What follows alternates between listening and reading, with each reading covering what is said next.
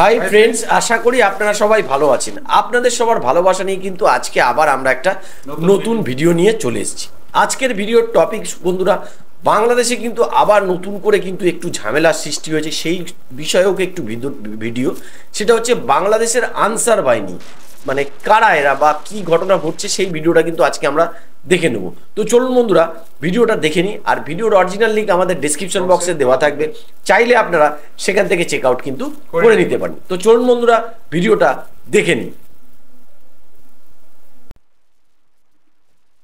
আবার কি তাহলে নতুন কোনো ষড়যন্ত্রের চেষ্টা চলছে? দেশ কি তাহলে আবার পড়তে যাচ্ছে বড় কোনো বিপদে? আর কি বা হতে যাচ্ছে ছাত্রদের গায়ে হাত তোলা আনসারদের পরিণতি? সবই জানাচ্ছি গসিপসে। হঠাৎ করেই গতকাল আন্দোলন বিক্ষোভ শুরু করে আনসার সদস্যরা। আনসারদের দাবি, বহুবার তাদের চাকরি জাতীয়করণের আশ্বাস দিয়েও কেউ কথা রাখেনি। তার মধ্যে আনসারদের আছে আজব এক রেস্ট প্রথা। 3 বছর চাকরির পর 6 মাস কোনো বেতন ভাতা ছাড়া তাদের বিরতি দেওয়া হয়, আবার 6 মাস চাকরি, আবার সেই বিরতি। আবার কোনো কোনো আনসার সদস্য এমন কথাও জানিয়েছে যে তাদের বেতন থেকে কেটে নেওয়া হতো বেতনের 20%। কিন্তু কেন এবং কি কারণে বেতন কেটে নেওয়া হতো তারা কেউই জানে না। আর এসব কিছুই বাতিল করার দাবি জানিয়েছে গতকাল আন্দোলনে নেমে পড়া হাজার হাজার আনসার সদস্য। পুরো সচিবালয় ঘেরাও করে তারা দিতে থাকে স্লোগান। সচিবালয়ের 5টি গেটের সবকটি হয়ে যায় অবরুদ্ধ। না কেউ ভিতরে ঢুকতে পারছে, না কেউ বের হতে পারছে। এক কথায় সচিবালয় অচল। যাই হোক, তবে এতে কোনো সন্দেহ নেই যে আনসারদের দাবিগুলো সব কথাই যৌক্তিক। আর এজন্যই আনসার প্রধান এবং তাদের 15 জন সমন্বয়কের সাথে বৈঠক করে বৈষম্য বিরোধী ছাত্র আন্দোলনের সমন্বয়ক তাদের আশ্বাস দেন তাদের সব দাবি মেনে নেওয়া হবে, কিন্তু তার জন্য কিছু সময় প্রয়োজন। আর এই যে রেস্ট প্রথা, সেটাও তৎক্ষণাৎ বাতিল ঘোষণা করে দেন অন্তর্বর্তীকালীন সরকারের স্বরাষ্ট্র উপদেষ্টা। এবং সরকারের আশ্বাস মেনে নিয়ে আনসার সমন্বয়ক এবং আনসার প্রধান আন্দোলন স্থগিত করার ঘোষণা দিলেও অদ্ভুত কোনো এক কারণে আন্দোলনরত আনসার সদস্যরা সমন্বয়কদের কোনো কথা মানতেই নারাজ। দাবি আদায় না করে তারা বাড়িই ফিরবেন না। সারাদিন এভাবে অবরুদ্ধ করে রাখে সচিবালয়। আর সচিবালয়ে অন্যান্য উপদেষ্টাদের সাথে অবরুদ্ধ ছিলেন বৈষম্য বিরোধী ছাত্র আন্দোলনের অন্যতম সমন্বয়ক হাসনাত আব্দুল্লাহ এবং সার্জিস আলমও। বৈষম্য বিরোধী ছাত্র আন্দোলনের কয়েকজন প্রতিনিধি যে আনসার সদস্যদের জানায় যে তাদের যৌক্তিক দাবির সাথে ছাত্ররাও আছে এবং তাদের রাস্তা ছেড়ে দিতে বলেন, কারণ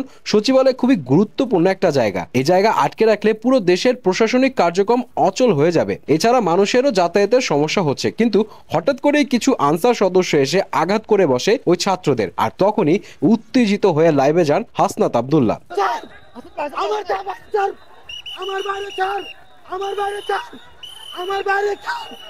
আর হাসনাত আব্দুল্লাহর ভিডিওর পর পর চারপাশ থেকে অসংখ্য ছাত্র জনতা এসে জড়ো হয় রাজু ভাস্কর্যের সামনে। সেখান থেকে মিছিল নিয়ে রওনা দেয় সচিবালয়ের দিকে। সচিবালয়ে ছাত্রদের সাথে আনসার সদস্যদের সংঘর্ষের পর আনসার সদস্যরা কোনোভাবে দৌড়ে পালান। তবে বেশ কিছু সদস্য ছাত্র এবং সেনাবাহিনীর হাতে ধরা পড়েন। আনসারদের সাথে এই সংঘর্ষে প্রায় 40 জনের মতো ছাত্র আহত হয়েছে এবং ভর্তি রয়েছে ঢাকা মেডিকেলে। গুরুতর অবস্থায় আছেন বৈষম্য বিরোধী ছাত্র আন্দোলনের সমন্বয়ক হাসনাত আব্দুল্লাহ। এখন ঘটনা হচ্ছে, সব দাবি মেনে নেওয়ার পর কেন আনসার সদস্যরা ঘেরাও করে রেখেছিলেন সচিবালয়? অনেকে এর মধ্যে পাচ্ছেন ষড়যন্ত্রের গন্ধ।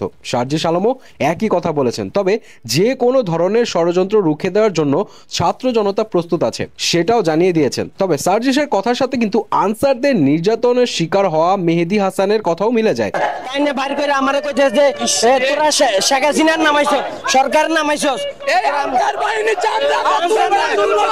সার্জিস আলম জানিয়েছে, যারাই ছাত্রদের গায়ে হাত তুলেছে সবাইকে খুঁজে বের করে শাস্তির আয়তায় আনা হবে। আর যারা আটকা পড়েছেন তাদের যে শাস্তি ছাত্ররা দিয়েছে সেটা তো দেখতেই পাচ্ছেন। অনেকেই বলছে হাতি ঘোড়া গেল তল, আনসার বলে কত জল। অনেক আনসার সদস্য কিন্তু এমনও বলেছে যারা ছাত্রদের গায়ে হাত তুলেছে তাদের নাকি তারা চিনেন না। তাহলে কারা ছিল এই দুষ্কৃতিকারীরা? সময় কিন্তু সবকিছুর বিচার করবে, তাই সময় থাকতে সবার সাবধান হওয়া উচিত।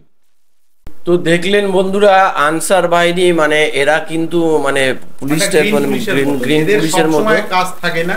কাজটা হচ্ছে বছরে হয়তো কিছু সময়ের জন্য এদেরকে রেস্ট দেওয়া হয়। এদের সাথে একটা মোটামুটি ঝামেলায় জড়িয়ে গেছে স্টুডেন্টরা, কিন্তু আবার কিন্তু নতুনভাবে বাংলাদেশ উত্তাল হতে চলছে। জানি না এটা কতদূর গড়াবে এর জল আগামী দিনে, সেটা আমরা দেখতে পাবো। আর যদি ভিডিও ভালো লেগে থাকে তাহলে অবশ্যই আমাদের চ্যানেলটাকে সাবস্ক্রাইব করে নিন বন্ধুরা। আজকের মতো এই ছিল, আবার কাল দেখা হবে একটা নতুন ভিডিও নিয়ে। তো টাটা, বাই বাই, সবাই ভালো থাকবেন, সুস্থ থাকবেন।